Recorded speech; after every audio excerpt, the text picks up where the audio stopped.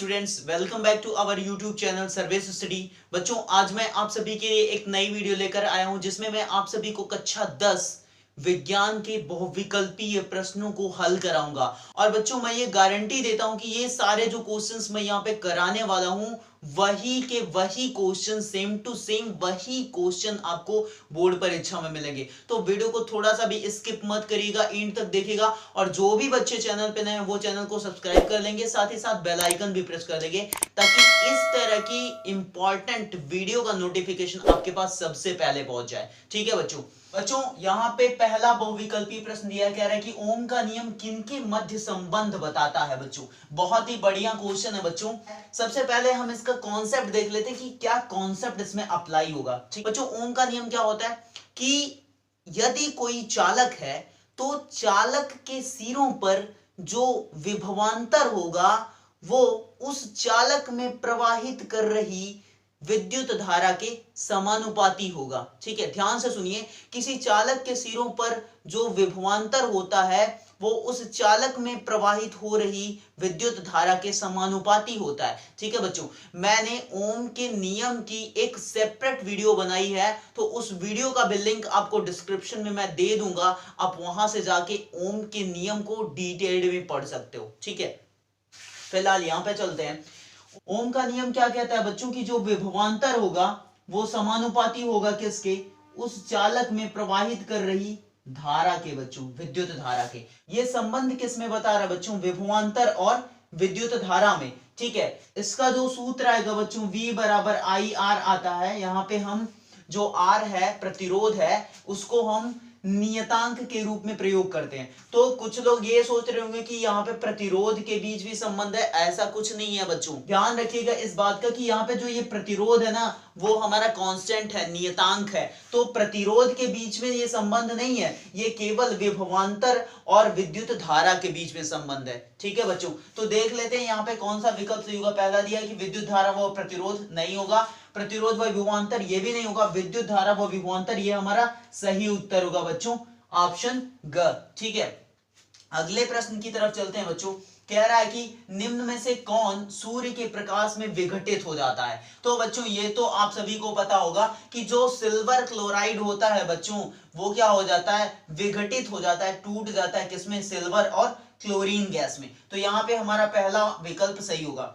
अगला प्रश्न है बच्चों, अनंत प्रतिरोध वाले पदार्थ को कहते हैं। यदि कोई पदार्थ है और उसका प्रतिरोध अनंत है, इसका मतलब क्या है बच्चों, हम यहीं से निकालते हैं ओम के नियम से। R बराबर क्या हो जाएगा बच्चों, V अपॉन में I। ठीक है, ये हो जाएगा। इसके बाद बच्चों यहाँ पे आप देखिए कि अगर प्रतिरोध पदार्थ का अनंत है, मतलब कि इनफाइनाइट अगर हमारा प्रतिरोध हो गया, तो प्रतिरोध जो है वो धारा के व्युत्क्रमानुपाती है। मतलब जितना ज्यादा प्रतिरोध होगा उतनी कम हमारी विद्युत धारा होगी। और जब प्रतिरोध हमारा इनफाइनाइट हो गया, अनंत हो गया, तो विद्युत धारा का मान क्या हो जाएगा बच्चों, 0 हो जाएगा। धारा प्रवाहित ही नहीं करेगी उस पदार्थ में। तो ऐसा कौन सा पदार्थ है जिसमें विद्युत धारा नहीं प्रवाहित करती, आप सभी को पता है, इंसुलेटर कहते हैं, जो बच्चों कुचालक कहते हैं, जिसमें विद्युत धारा प्रवाहित नहीं होती। तो यहाँ पे देख लो कि कौन सा कुचालक दिया है, ऑप्शन ग वाला हमारा विकल्प है कुचालक। तो ये हमारा सही उत्तर होगा बच्चों। पहला वाला चालक है, इसमें विद्युत धारा आसानी से प्रवाहित होती है। अतिचालक मतलब बच्चों सुपर कंडक्टर, इसमें तो बहुत ही तेजी से विद्युत धारा प्रवाहित करती है। ठीक है, तो हमारा कौन सा उत्तर सही होगा, अनंत प्रतिरोध वाले पदार्थ को कहते हैं क्या, कुचालक। ठीक है, इंसुलेटर। अगला प्रश्न बच्चों कह रहा है कि अम्लों का गुण नहीं है। इनमें से कौन सा अम्लों का गुण नहीं है बच्चों, देख लेते हैं। पहला दिया स्वाद में खट्टे, ये तो सभी को पता है कि स्वाद में खट्टे होते हैं अम्ल। दूसरा दिया लिटमस को लाल कर देते हैं, ये भी सभी को पता है, ये भी उनका गुण है। तीसरा दिया बच्चों पीएच मान 7 से कम, पीएच मान, ये भी बच्चों सही है, अम्लों का गुण है, क्योंकि अम्लों का पीएच क्या होता है, 7 से कम ही तो होता है। ठीक है, 7 से ज्यादा हमारा किसका होता है, क्षार का होता है, और 7 किसका होता है, हमारा उदासीन विलयन का। चौथा दिया इनमें से कोई नहीं। बच्चों, ये सारे क्या हैं, अम्लों के गुण है, तो इनमें से कोई नहीं हमारा ऑप्शन सही होगा। ठीक है, अगला प्रश्न है बच्चों, एक तत्व X की परमाणु संख्या 19 है, इसके X2+ में इलेक्ट्रॉनों की संख्या होगी। कह रहा है कि एक तत्व हमारे पास, उसका नाम क्या है, X है, और उसकी परमाणु संख्या कितनी है बच्चों, 19 है। परमाणु संख्या 19 है, इसका मतलब क्या है बच्चों, उसमें 19 इलेक्ट्रॉन है। ठीक है, क्योंकि किसी भी तत्व में जितनी उसकी परमाणु संख्या होती है उतने ही इलेक्ट्रॉन और उतने ही प्रोटॉन भी होते हैं।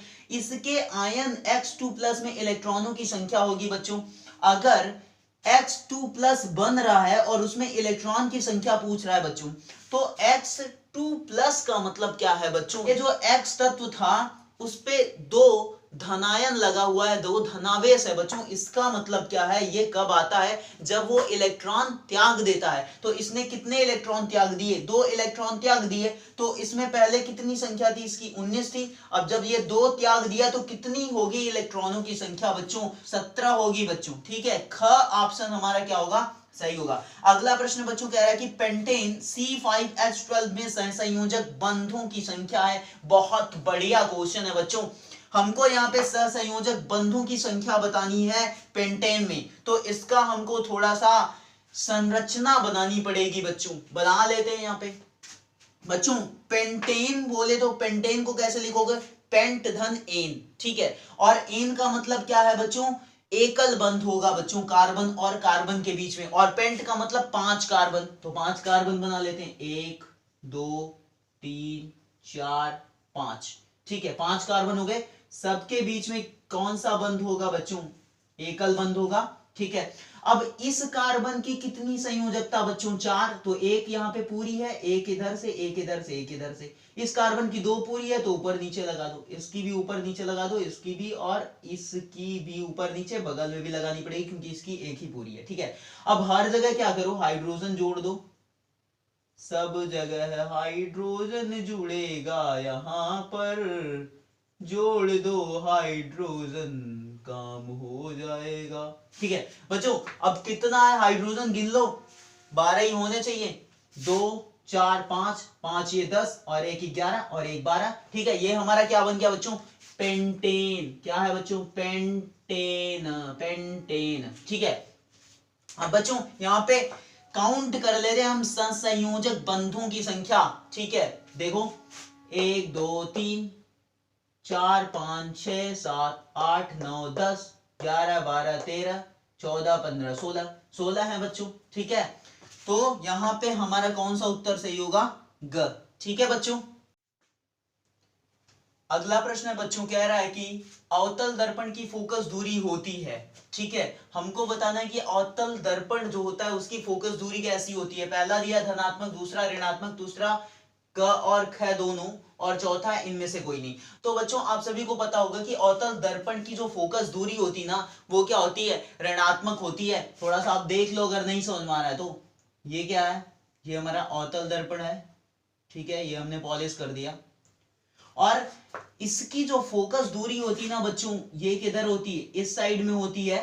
तो यहाँ पे क्या हो गया, हमारा ध्रुव हो गया, जिसको P से प्रदर्शित करते हैं। तो बच्चों हमने क्या बताया था कि जब भी कोई प्रकाश की किरण दर्पण पर गिरती है, आपतित होती है, तो जिस दिशा में वो आपतित होती है, अगर उस दिशा में हम दूरियां नापेंगे तो वो कैसी होगी, धनात्मक, और उसके विपरीत दिशा में नापेंगे तो वो ऋणात्मक। तो हम यहाँ ध्रुव से फोकस दूरी नापनी है, तो ध्रुव से फोकस की तरफ नापेंगे, तो हम किधर नाप रहे हैं, इधर नाप रहे हैं, और प्रकाश की किरण किधर गिर रही है बच्चों, इधर गिर रही है, तो उसके विपरीत दिशा में। अतः जो फोकस दूरी होगी अवतल दर्पण की, वो कैसी होगी बच्चों, ऋणात्मक होगी। तो हमारा ख वाला उत्तर सही उत्तर होगा। ठीक है, अगला प्रश्न बच्चों कह रहा है कि प्रकाश की एक किरण वायु से जल में जाती है, अपवर्तन कोण का मान होगा। बच्चों बहुत ही बढ़िया क्वेश्चन है, बहुत ही बढ़िया क्वेश्चन है बच्चों, आप ध्यान दीजिएगा, बहुत ही बेटर तरीके से समझाऊंगा मैं आप सभी को कि प्रकाश की एक किरण है वो वायु से जल में जाती है।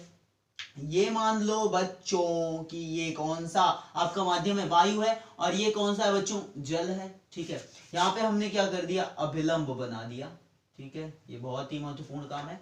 अब क्या कह रहा है कि प्रकाश की एक किरण वायु से जल में जा रही है, ले जाते हैं, देखते हैं क्या होगा।